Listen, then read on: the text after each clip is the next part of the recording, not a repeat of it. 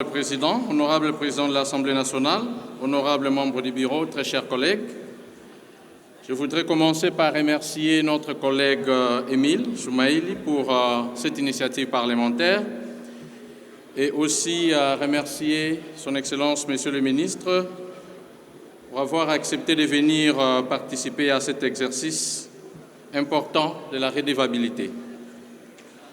Honorable Président, les récentes inondations à Kinshasa, notamment dans les communes de Massina, quartier Abattoir, commune d'Njili, quartier 8, Matete, Limete et voire même Kinsenso, ont mis en lumière les faiblesses de notre système de gestion de l'urbanisme.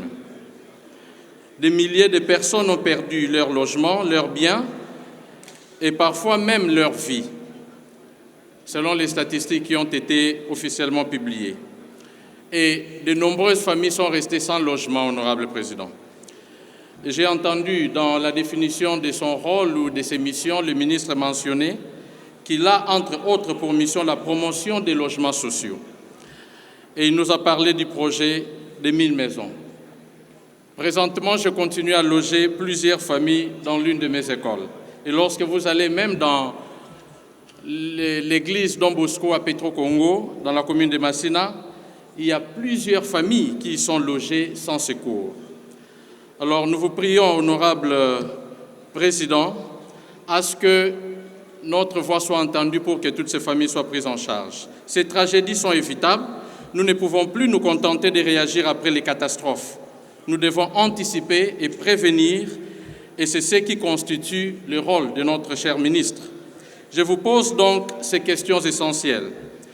Quel est votre plan concret pour protéger les populations vivant dans les zones à risque? Et qu'est-ce qui est prévu pour arrêter le développement de ces constructions anarchiques? Qui octroie les autorisations de bâtir dans les zones à haut risque? Comment votre ministère prévoit-il impliquer les citoyens dans les processus de planification urbaine afin de s'assurer que leurs préoccupations sont aussi prises en compte dans la gestion des risques? Je voudrais bien rappeler à Monsieur le ministre que votre rôle est immense. Vous avez le pouvoir de sauver les vies, de protéger les biens et de bâtir une ville résiliente. Les Kinois qui ont été victimes attendent des actes et non des promesses. Et au vu de la précarité des services ou des conditions de service de vos services que personnellement j'ai visités, il y a un sérieux doute. J'ai visité plusieurs bureaux des services de l'urbanisme et habitat. Les conditions de travail sont vraiment précaires. Vous avez parlé du projet de 1000 maisons comme logements sociaux. Selon les statistiques à ma possession, il y a plus de 21 000 ménages qui ont été affectés. 1000 maisons, c'est très peu.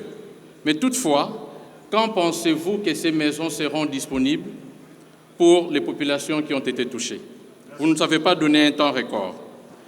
Juste 30 secondes, honorable. Pour terminer, pour clôturer, pouvez-vous nous dire aujourd'hui,